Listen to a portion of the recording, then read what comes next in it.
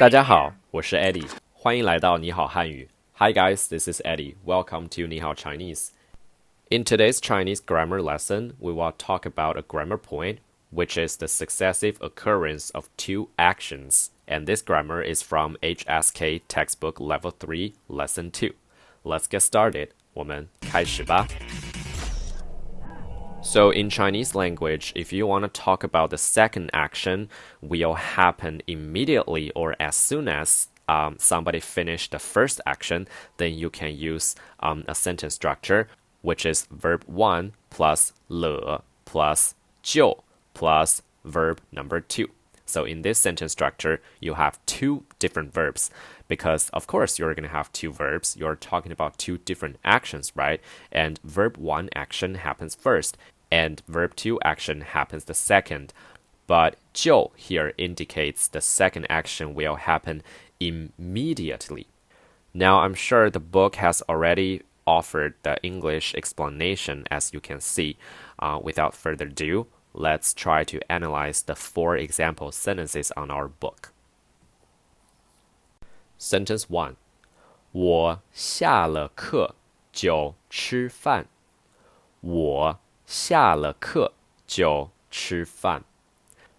After I finish my class, I will immediately eat my meal. 我 means I. 下 here it means to finish.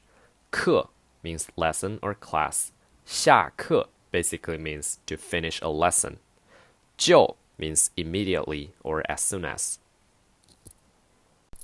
吃饭 means eat meal because 吃 is eat. 饭 is meal. 我下了课就吃饭。Now here you can see the first action, verb number 1 is 下 this character because 课 is only an object. It means a class, right? Verb number 2 is 吃. 吃 means to eat. That represents the second action. That makes sense, right? 我下了课就吃饭。After I finish the class, I will immediately eat my meal. Sentence number 2. 妈妈起了床就做早饭。妈妈起了床就做早饭。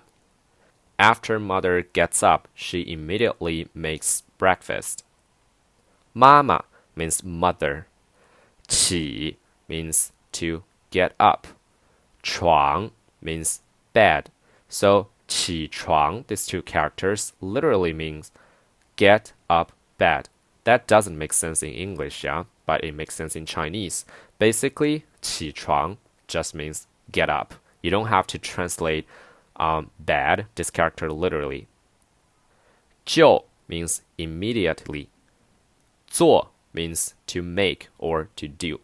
Here, I think you can translate 做 as to make because we're talking about breakfast. So it makes more sense if you say do breakfast in English, that's wrong. So 做 here means to make. 早饭, these two characters means breakfast. You know, sometimes we can say 早餐. 早餐 also means breakfast. By the way, EddieG's hometown is Wuhan, and when we talk about eat breakfast, we say neither. We don't say 早饭, we don't say 早餐. We just say 过早. 过早 is our way to say have breakfast. That's our dialect. Anyways, let's take a look at the second sentence again.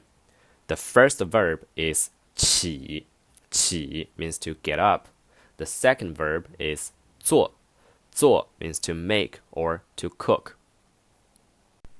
妈妈起了床就做早饭。Sentence number 3. 小刚拿了伞就下来。小刚拿了伞就下来。After Xiaogang takes his umbrella, he will immediately come downstairs. Xiaogang is a boy's name. 拿 means to take or to bring. 伞 that's umbrella. 下来 means come down or come downstairs. You can come down from a ladder, if you're doing some work up there, or you can come downstairs. So it could be different meanings in different contexts, but basically it means the direction is going down. 下来, here it means come downstairs. In my understanding, I think it's come downstairs. Maybe somebody is waiting for Xiaogang, this boy, downstairs. But, Xiaogang needs to grab his umbrella first because it's raining outside. Maybe the context is like this. Now, the first verb is 拿. 拿 means to take or to bring. The second verb is 下来, means to come down. 小刚拿了伞就下来. Sentence number 4. 你每天晚上吃了饭就睡觉. 你每天晚上吃了饭就睡觉. After you have your dinner every night, you will immediately go to sleep. 你, that's you. 每天, every day. 晚上 means evening or night. 吃 means to eat. That's verb number 1. 饭 means a meal. 吃饭 means eat meal. And according to the context, it means eating dinner because you see the time expression before 晚上. 晚上 means at night. Of course, you're going to eat your dinner, but not lunch or breakfast. 睡觉 means to sleep. That's verb number 2. So verb number 2 happens immediately after verb number 1, right? 你每天晚上吃了饭就睡觉. So the 4 sentences share one common thing, which is the subject is always the same person, right? Sentence number 1 talks about I. Sentence number 2 only talks about mother. And sentence number 3, the subject is only Xiaogang. Sentence number 4, the subject is only you, this person. But in this sentence structure, what if the subject for verb number 1 and verb number 2 is different? Like we're talking about 2 different people. What are we gonna do? Don't worry, you can look at the notes on our book. It says, in a sentence with 2 different subjects, the second subject should be put right before 就, this character. And if you put the second subject right before 就, that would solve the problem. Let's take a look at the latter 4 sentences. Sentence number 5. 你下了课我们就去书店. 你下了课我们就去书店. After you finish your lesson, we will go to the bookstore immediately. 你, that's you. 下课, finish a lesson. 我们, we. 去, go to. 书店, bookstore. 书, that's book. 店, that's a store or a shop. 你下了课我们就去书店. You see here we have 2 different subjects. Subject number 1 is 你, that means you. Subject number 2 is 我们, which means we. And just like we have already discussed, if we want to put a second subject, we have to put the second subject right before 就, which means immediately. 你下了课我们就去书店. Sentence 6. 老师进了教室我们就对他说生日快乐. 老师进了教室我们就对他说生日快乐. After the teacher enters the classroom, we will immediately tell her happy birthday. 老师, teacher. 进 means to enter. 教室, classroom. 进教室 means enter classroom. 我们 means we. 对说 is another sentence structure, means tell somebody something or tell something to somebody.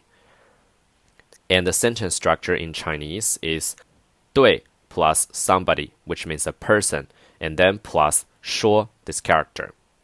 对他说 means tell her. 生日快乐, Happy birthday. 老师进了教室，我们就对他说生日快乐。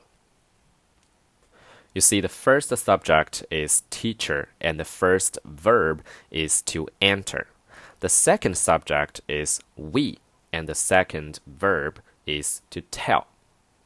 Sentence number 7. 爸爸回来了，我们就吃饭。爸爸回来了，我们就吃饭。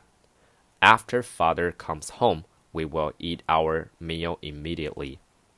爸爸 father 回来 come back. 我们 we 吃饭 eat meal. 爸爸回来了，我们就吃饭。You see, for this sentence, it's a little special because you didn't see there is an object after 了 this character. But when you look at the former sentences, all of them seem to have an object, right? It doesn't matter here because the sentence only wants to say after father comes back. But don't worry, you don't necessarily need to add an object after every sentence. Although you don't see home, which means 家 this character in sentence 7, right? You still can think it as after father comes back home, even it doesn't say obviously, but we can guess the meaning. Of course, it's like a son, a daughter, and the mother is waiting for the dad to come back home, right? I mean, where else can that father come back to? Of course, it's going to be home, right? Then you don't need to say home this character. You just say come back, which means 回来. Sentence number 8. 他到了办公室，我就告诉他。他到了办公室，我就告诉他。After he gets to the office, I will tell him immediately. 他 means he, which is a pronoun. 到 means to arrive in or at, or to reach, or to get to some place. 办公室 office. 我 means I. 告诉 means to tell. 他 again means he or him. And here it is him because it comes at the end of the sentence. So that's like an object. It's not a subject.